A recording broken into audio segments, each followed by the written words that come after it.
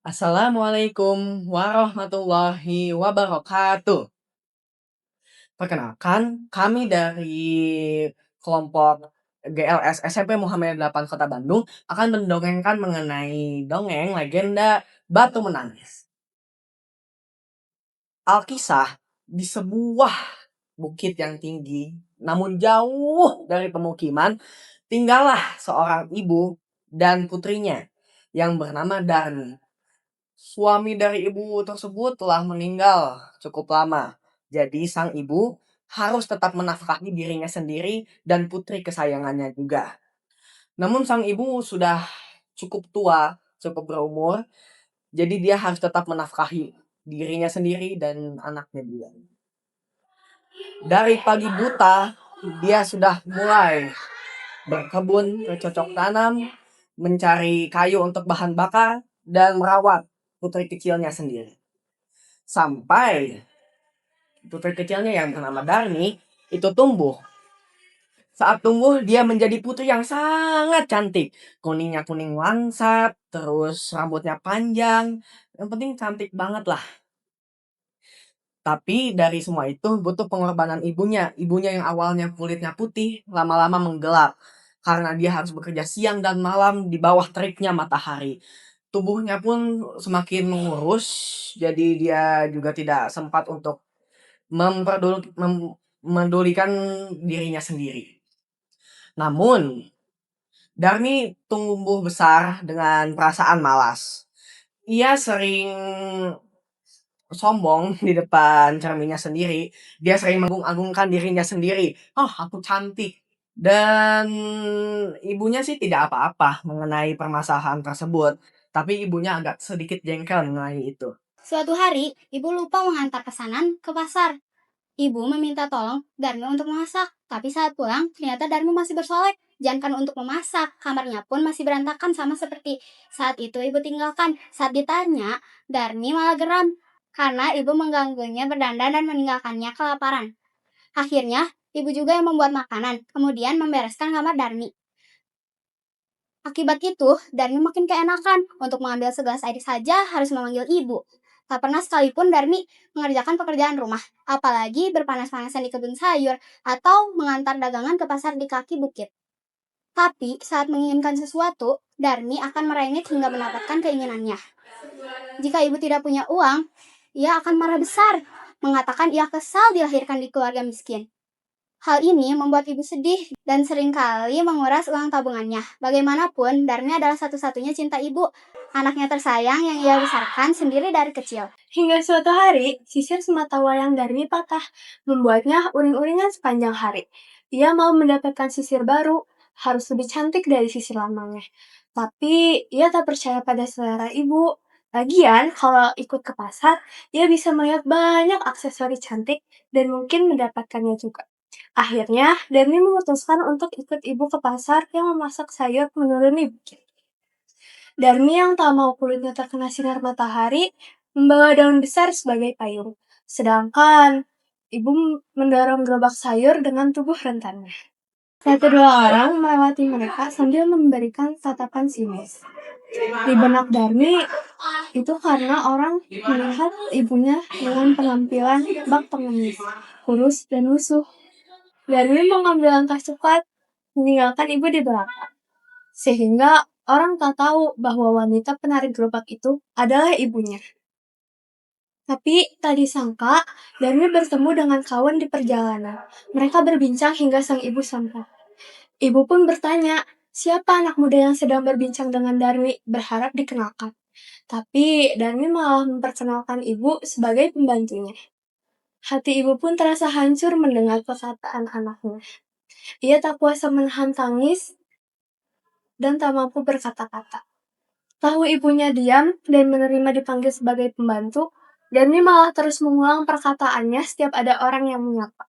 Darmi sengaja mengikuti ibunya menjual sayur untuk mengintip penghasilan ibunya.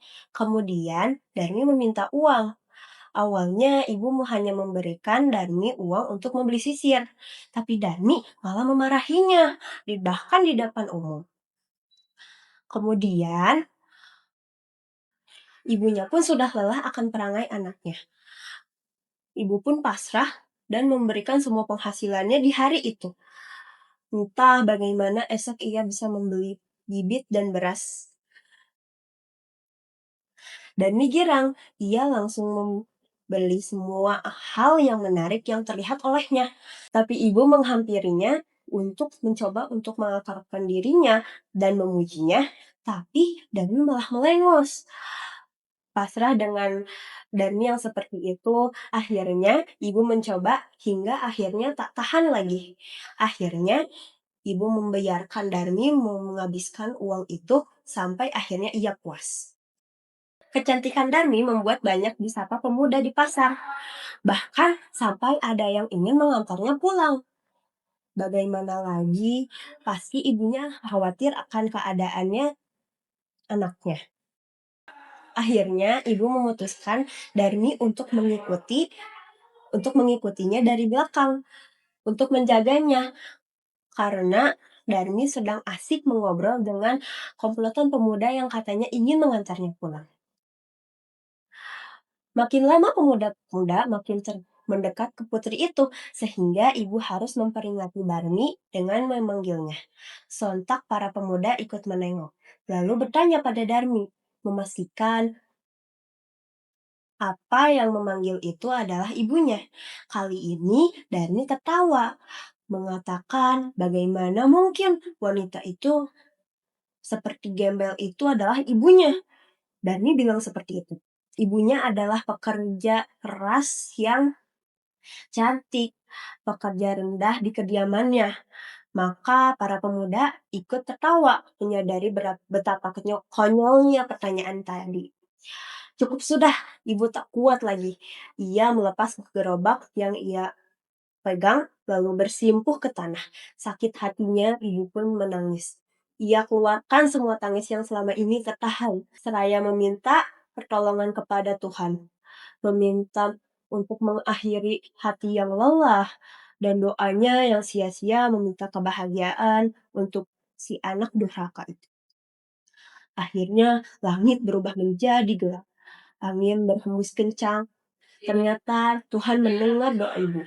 Darmi yang masih dikelilingi para pemuda itu tiba-tiba merasa kakinya merasa berat dan kaku. Seketika Darmi menyadari dia terkena kutuk karena perbuatannya pada ibu. Saat tubuhnya semakin berat, Darmi mengeluh kesakitan, bahkan sampai menangis.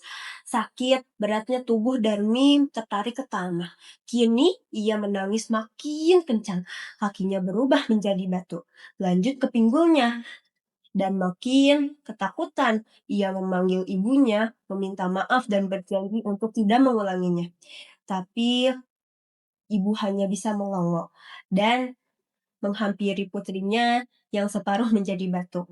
Akhirnya mereka hanya bisa menangis bersama berdua. Darmi berubah sepenuhnya akhirnya sekarang menjadi batu. Anehnya, dalam batu Darmi itu masih keluar air mata beberapa saat. Dan para pemuda itu yang sudah menjadi batu akhirnya dipindahkan ke sisi tebing, menghadap ke langit agar Darmi tidak kesepian. Penduduk sekitar kemudian menyebutnya sebagai batu menangis. Dari kisah batu menangis, ada beberapa moral cerita yang bisa dipetik. Yang pertama, sebagai orang tua, anak-anak patut dididik dengan kemandirian. Terlebih nilai-nilai dalam menyikapi keadaan dan kondisi kehidupan. Tanamkan etika dalam berpikir, serta sikap sopan dan santun. Jika anak melakukan kesalahan, maka orang tua patut memberi teguran pada anak-anaknya dengan baik. Agar anak juga paham hal-hal yang baik dan tidak baik maupun pantas dan tidak pantas. Sebagai anak, kita harus menghormati orang tua apapun keadaannya. Segala bentuk kondisi dan kenyataan orang tua maupun keluarga kita adalah bagian dari diri kita juga. Menyayangi keluarga dan diri kita sama saja seperti menyayangi diri kita sendiri. Terima kasih. Terima kasih. Wassalamualaikum warahmatullahi wabarakatuh.